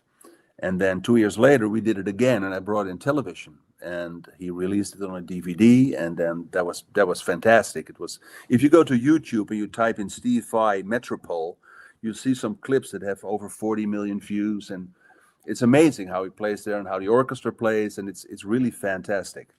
And then when that was all done, I connected him with a symphony orchestra, a classical orchestra. So he did stuff with that too. So he was composing and writing. And I found out that he had already written a lot of orchestral stuff when he was real young, even before he was with Frank. So now that there is this Steve Vai orchestral repertoire, is something that I could be instrumental in. I could be, just by taking my job seriously and by taking him seriously, we could make a next step without any ego stuff, because he was, I still remember one day, the rehearsal venue is here in Hilversum in the radio studio, and they have a canteen. And so we had very, very heavy rehearsals, but they have like union regulations. So at 12:30, there's lunch. And so we had to go to the canteen every day, stand in line with a little, how do you call it, tray, to get your food, pay, and then go sit at a table, And so Steve was holding that tray, and he was standing in line, and he says, "You cannot imagine how much I enjoy this moment. It's like going to work, and it's like being in a factory, and we're just having a lunch break, and I have to wait in line for my veggie hamburger to arrive." And and that's all positive. And how he mingled with all the musicians, the respect that was going on. And same with Todd Rundgren, and same with George Duke. I found George, I miss him often. I found him one of the most gentle and cooperative guys ever. So that's why I always get mean, which is not in my nature, when people are taking the piss out of Frank, if they're describing him as because I've always found, if you there's a very good magazine here called Sounds with a Z at the end, and this is not to plug the book again, but I do have to show you. The first line in the review was that they say, and you are an expert. They say the way Frank looks on the cover tells the story. Yeah. Because he's just like it's just a nice guy. It's just like he's there to have a good time. And you really summarize that well, because what I'm after in these conversations is to get deeper than the normal stock lines that people put out. And I feel you've done that. So I'm going to ask you one more question, then Clinton's going to ask you a question, then I'll wrap it up. But I mean, I hope this will go on forever, but it's sort of like this idea that Marshall McLuhan learned from a poet, Ezra Pound, that artists, musicians are the antenna of the race. They're broadcasting the hidden psychic effects of the things we invent.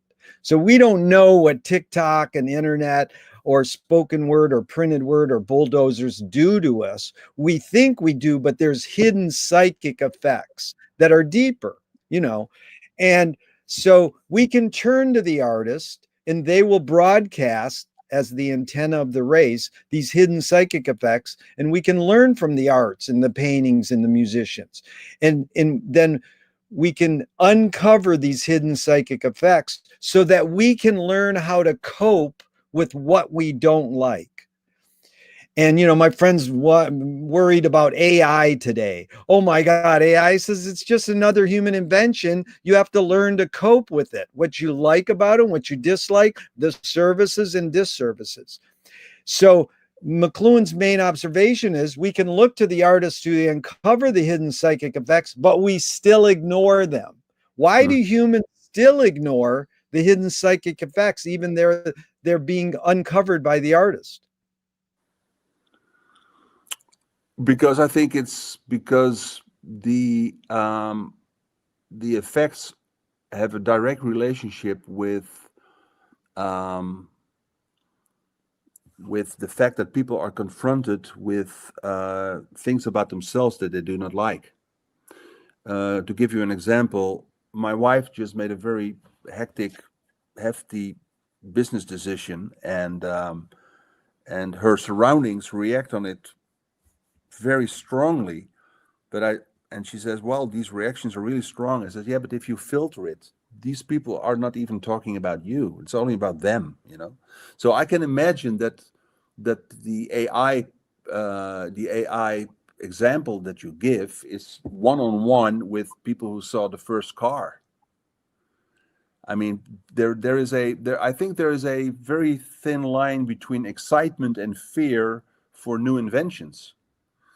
And of course, artists, especially musicians, have the capacity of dealing with it in a light way. And that's why I always say to people that is probably also the reason that music throughout history has always been the first in line if censorship was involved. Because like I said before, I'm so happy that I'm in the business of creating something that you cannot touch. But it does give people the incentive to be. If you just look at music, and if you look at the terms being used in music, it's like harmony, melody, counterpoint, improvisation, thought, color. All these things. If you try to control a large group of people, you don't want them to be creative and improvise and think about color or harmony or cooperation. You want them to tell you what they do, and hold on, do I still see you? Because yeah. And so that's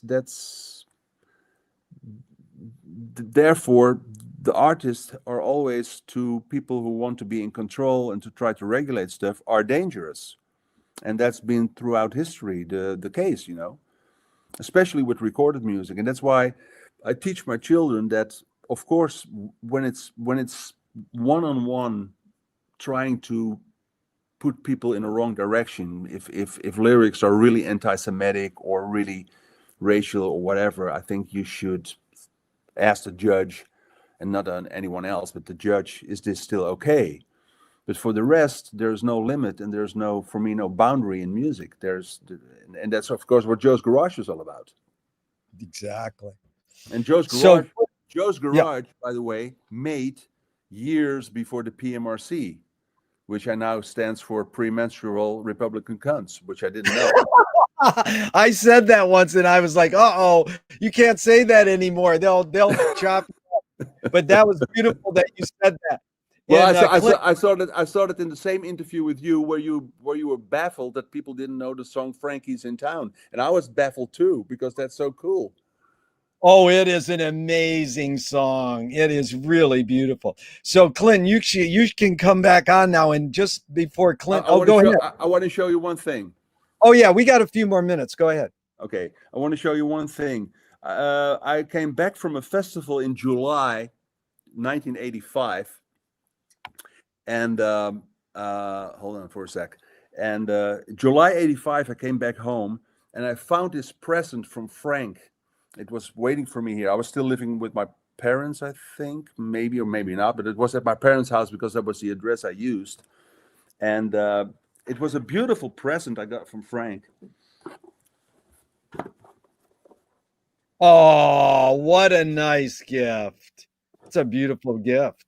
And it was sent with Securicor air couriers.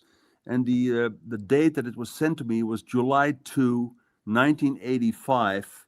And the shipper's signature is on there. And it says, Gerry Fialka. Oh, how nice. From the shipping clerk to heartfelt memory. Thank you so much. I like that. How many years is that ago? Clinton, you're good in mathematics. 85. 85. Well, yeah, gee whiz. What's that? 35 years. That's fantastic. That's really good. So, yeah, Co, I have a few more closing questions, but we'll thank Clinton for facilitating us and being the great netizen he is. And Clinton, go ahead. What do you have to ask or perplex this young man with? Well, we've got some audience participation, actually. So Mike G dropped a quote from the poet Yeats a little while ago. The quote is, "The world is full of magic things, patiently waiting for our senses to grow sharper." And Mike commented, "Our senses do deceive us all the time." And now he also had a question for both of you, I suppose. Is Tom Brennan still around? I don't know. Tom Brennan was someone who we interviewed and talked about Zapp a lot. Okay, Clinton, go ahead, because we could do these. You anticipated my question, Joe. Yeah, your question good. Yeah. See, Zapp has been a part of my life since forever in the background. More as not that I knew very much about him, but my dad made me a mixtape when I was in grade 6 or 7 that had full flakes on it. And then, I'd be singing about, flushing tampoons and doing bad impressions of Bob Dylan and stuff in class, and all the teachers are worried. All right. Anyway, but it's funny because I'm not a musician. So when I got into Zappa later, it was more like an album like Reuben and the Jets, like the poppy stuff. But Joe's Garage specifically, like, I loved concept albums. And so the fact that you mentioned Joe's Garage as a topic of like censorship and it's sort of presaging all that stuff. How much of that do you think came from Frank Zappa's lived experience and battling as a musician against, as someone who had lots of raunchy lyrics and whatnot?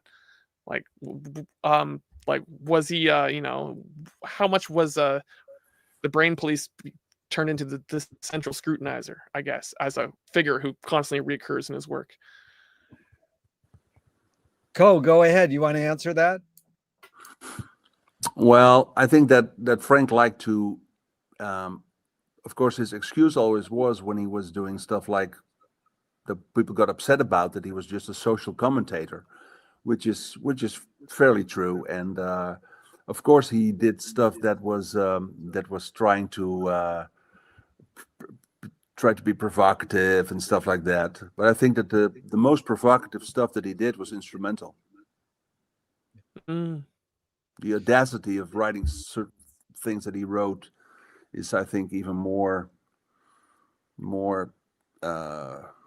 crazy than whatever it is. And I've been listening to this music all my life, and still I discover stuff that I think, wait a minute, oh, that's what he meant. So it's that's why I always say that I don't want to go into detail about this, but I've been often asked, even 2 weeks ago, if I would be interested to write a biography on Frank, and I said I can't do that because there is no way that you can grasp him, and that's why I think that documentaries made about him are only, for me, and it's a very personal taste thing.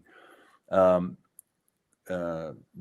best documentaries I know are the things that do not try to make a complete picture of him, but focus into something. So there's a Dutch guy called Frank Scheffer who made a movie about Frank called The Future of Music, and he just focuses on Frank's compositional way of thinking, and then you get something that you can deal with.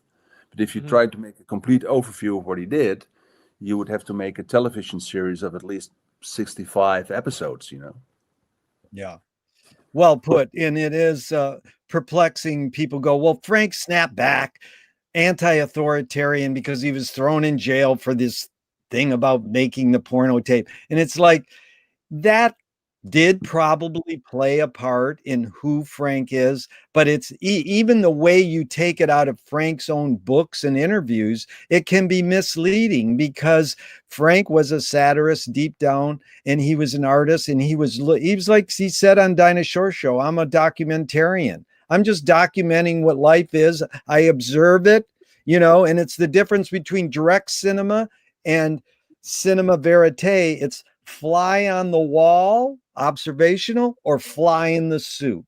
And he's a fly in the soup, and he's an observer. So when he says, I want my titties and my beer, he's not saying me, Frank, want it, but he knows there's some of him that he would like some titties too. He wasn't a beer drinker per se, but he's saying that too. So it's like when they told him, you're anti-Semitic.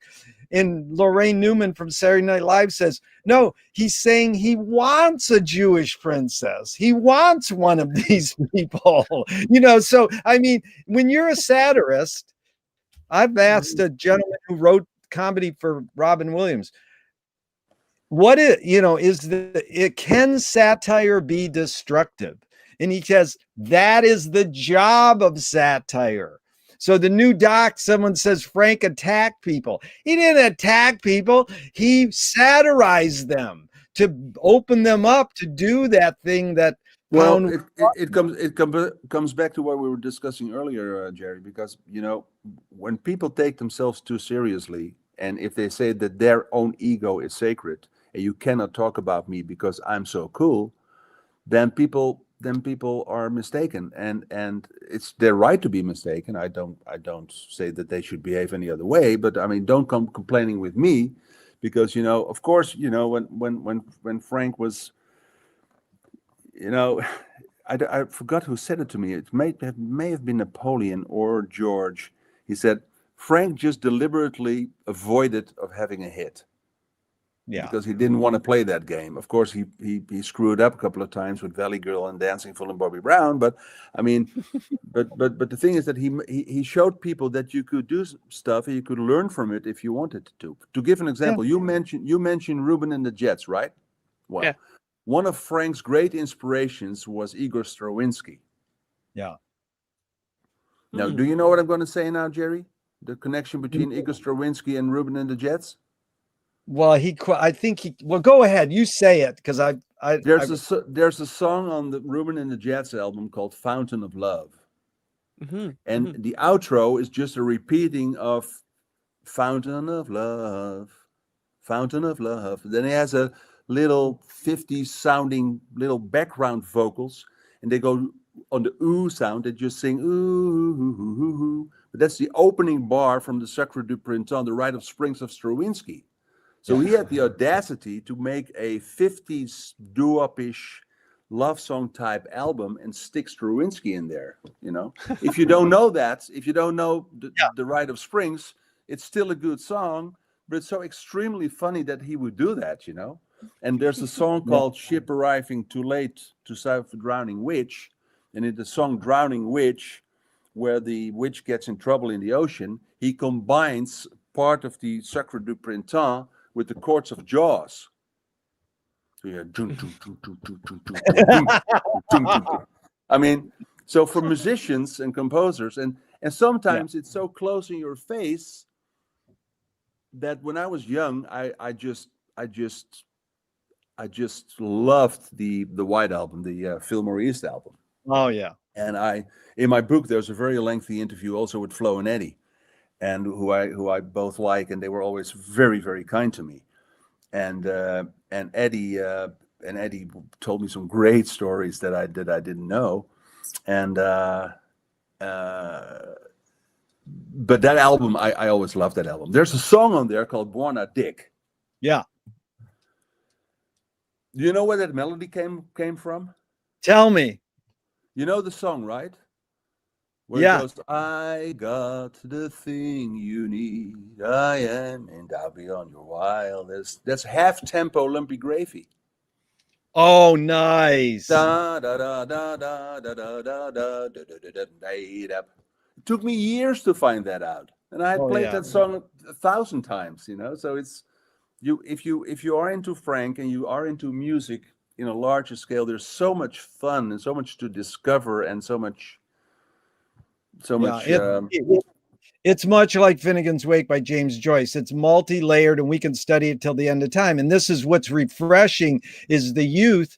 Tyler Bartram's new video called "A Breakdown of Alien Orifice" tells you exactly these structures of Varese that Frank literally put in his music. And so that multi-layering will keep us going forever. And it was, when you brought up Igor Stravinsky, it was great because I met Warren Zevon once, and he got to hang out with Igor in Hollywood in Beverly Hills when he was 18. I always says, it should have been Frank, I mean, but the thing is, Frank didn't need to hang out with them at 18. He incorporated and reinvented Igor without even hanging with them. Yes, on the back cover, you remember this? The gas mask. The gas mask. Yes, that was one of Frank's gas masks, and it was given to me. And then there's a song on the and of course the gas mask is a one of the motifs throughout his work. And obviously on the album, it's called the Prelude to the Afternoon of a Sexually Aroused Gas Mask. Yeah, which is a diversion of a Claude Debussy title. Nice. It's Prelude to the Afternoon of a Faun. Yeah. So this is endless, and we go on. Yeah, this is endless, and we go on forever. And I hope we'll have a part 2 soon. And I'm going to end up with a couple more quick questions, unless Clinton, you have one more follow up, or you? No, please go right ahead, Gerry. Co, what of course, I'd love to do this forever, but let's close out now, and I'll ask you the 2 last questions. Co, what's the healthiest cultural shift you see developing today? Did you say shift? Yeah, like what is changing today that inspires you? That I can easily answer that, because my work at the conservatory in Amsterdam gets me to work with a lot of young people. And I see a whole new wave of young, creative people who are willing to incorporate in their art things that surround them today. So there's a new actualization of the art coming up, and a lot of it is multidisciplinary. And I see a need with a lot of young, talented people that they don't want to be controlled or formatted anymore. That is great. That's so Zappas too, that we can be center without margins, that we can break boundaries and create the new questions and new metaphors. And the last question is, Co, thank you for your time and energy. Thank you. Yeah, thank you. What gives you the most optimism?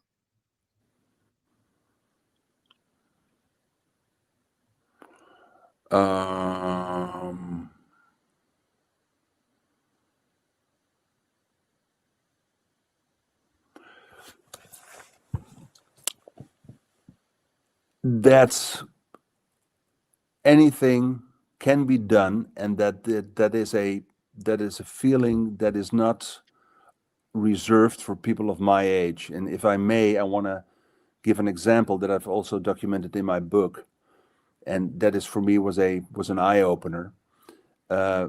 My daughter Ziva is her second name, Jasmine Ziva. She has a few favorite Frank songs that I have to play loud in the car, and she has a very peculiar taste. And her favorite songs are Cheap Thrills, Goblin Girl, The Handsome Cabin Boy, and Electric Aunt Jemima. And I put it on a CD for her so I could play those songs over and over again. And when she was 8, she said to me, Daddy, you know what I like about Frank's music? And she refers to him as Frank. I said, no. And she says, well, not only is it funny, but it's so very well made. Yeah. And she was 8. And when I told Mike Keneally that story, Mike Keneally said, it takes the average music journalist about 50 pages to come to that conclusion. That is such a great statement. Funny and well made. He took the care to really deliver to us quality. And in the essence, that quality might be disguised as a bunch of noise. And, like the one song at the end of Weasels, it's like how many people took it off their turntable when it was just like, but the beauty of it, it's all Frank. It's like, oh, I only like this part of that of him. No, the whole, like I asked Mark, Mothersbaum of Devo, I says, what'd you guys think of Zappa? And he goes, all the guys in my band loved him, but I thought his lyrics were too 70s. I said, Frank is too everything. That's the whole point, Yeah, well, I mean, one of the things that I also use in the education of my kids and also for my own life is that Frank once said, and I don't even know if he said it to me, but it was a quote that really stuck with me. He was talking about societies, and he said there's 2 things that a society should always cherish, because if one of those is ignored or is down the drain, you're in trouble, and that's honesty and craftsmanship. Yes. And that's you want people to, and that's why I said that I do a lot of interviews, but I also do interviews with non-musical people, and as long as they are craftsmen, no matter what they do, if they're good at what they do, you can talk with them.